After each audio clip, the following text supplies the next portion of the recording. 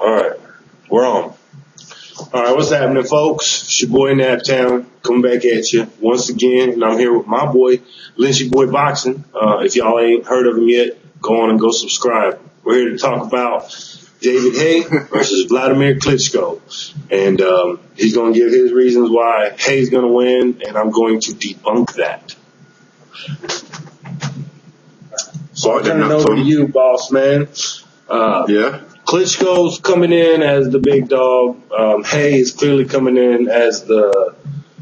Would you say he's clearly coming in as the underdog in this, or do you think it's a 50-50 split? I haven't actually looked up the odds. I'm bona fide curious. I'm no gambler myself, but I would like to think Vladimir Klitschko is hot favourite for this fight, most definitely.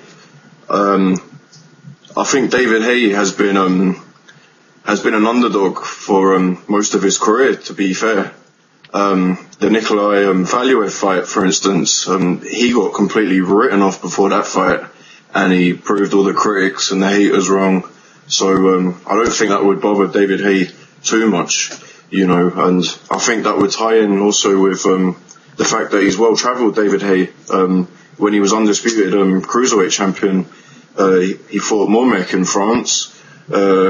Like I said, with Valuev, he went to Germany, Nuremberg, took the title with Valuev there. So it doesn't faze him, David Haye. He's well travelled. He doesn't mind going into the Lions Den, and starting up a ruckus.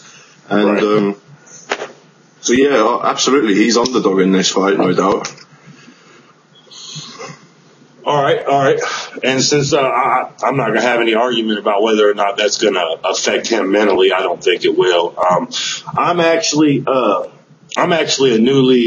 newly started to respect David Haye a little bit more, and I think Valuev was one of the things that did that.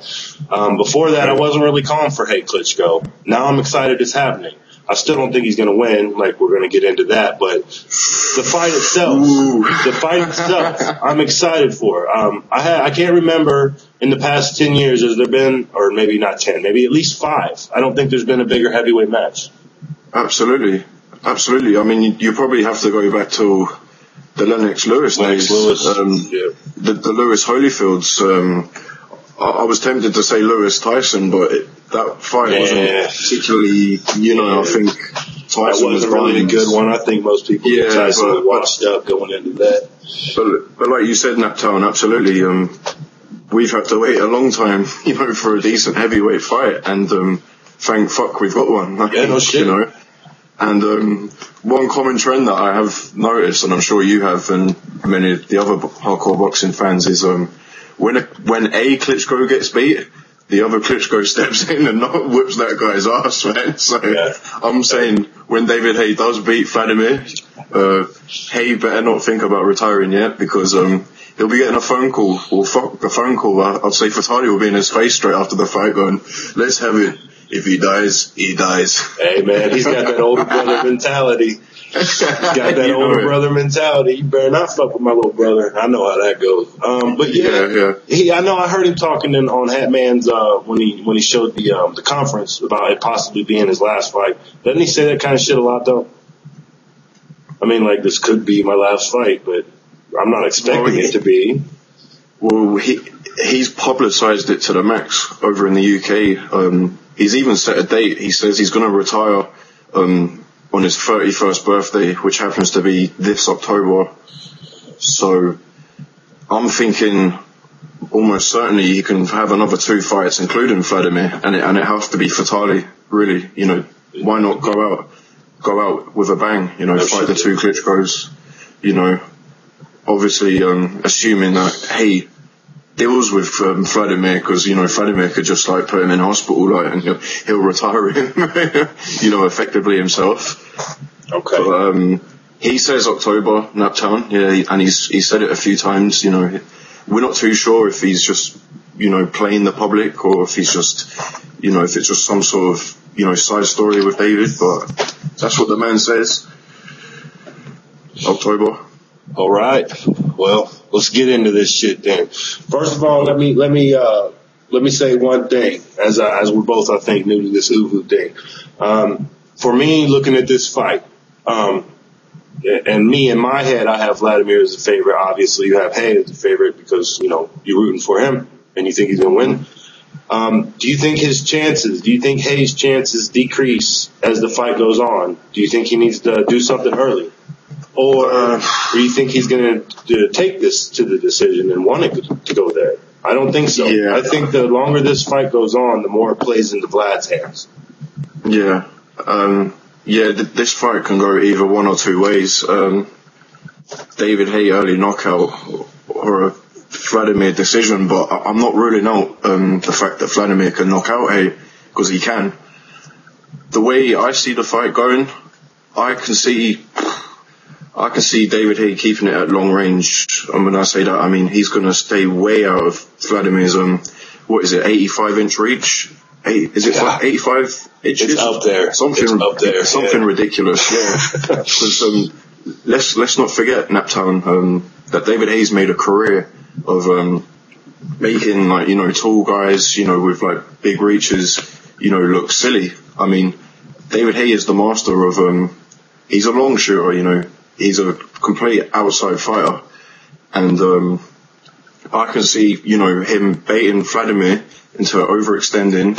You know, like you see him, David Haye, with that loose Philly shell sort of defense. You know, where he's got the paw up here and he's, you know, parrying the jab. I mean, to me, there's more happening than meets the eye there. I think David Haye measures up his opponent's reach to an extent where, you know, he's calculating the counter in his head. And this is why he's such a, you know, devastating knockout puncher, because once he gets a feel for your reach, the opponent's reach, you know, he knows how to lean in with the jab and the straight right, boom.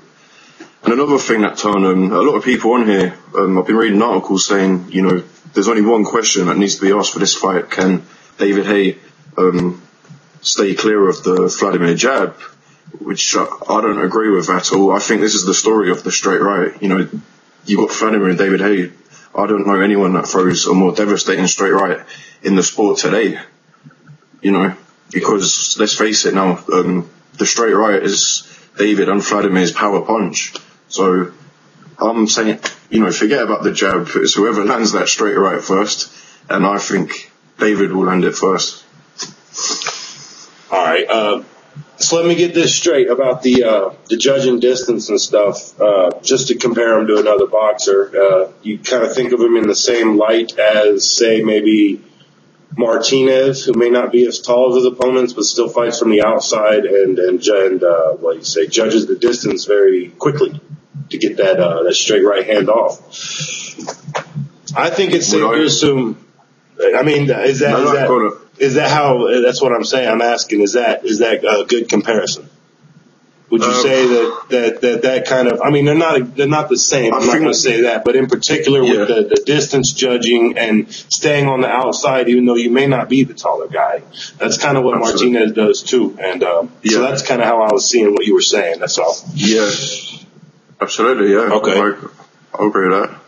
And I think we both can agree too that neither one of these guys have been in there with another guy like them. Even Valuev, as tall as he is, I'll give Haye all the credit in the world for him, but he doesn't necessarily fight the same kind of tall as the Klitschkos do. Would you agree to that? Yeah.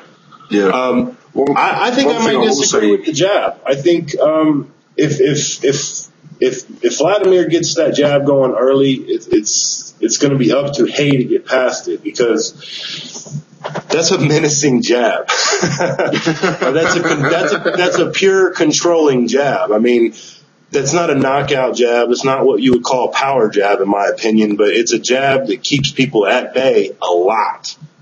Absolutely. And whether or not Haye's going to be able to get under, to the side, or counter with the overhand right over the jab will be, I think, one of the main keys. I don't think, in my opinion, Vladimir's straight right hand is actually the key. I think it is his jab. I will be, I guess, along with the pundits that say that. I do believe Haye's biggest task will be to get past that jab. Klitschko's horribly technical in there. He calls him the robot, and that's why he does act like that. That's how he boxes. But at the same time, it's there for a reason. It's part of Klitschko's tallness, the schooling and fighting tall and keeping that jab out there. That's how Lennox won a lot of fights.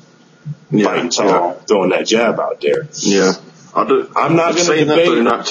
Saying that, sorry, let me just put in there. Saying that, though,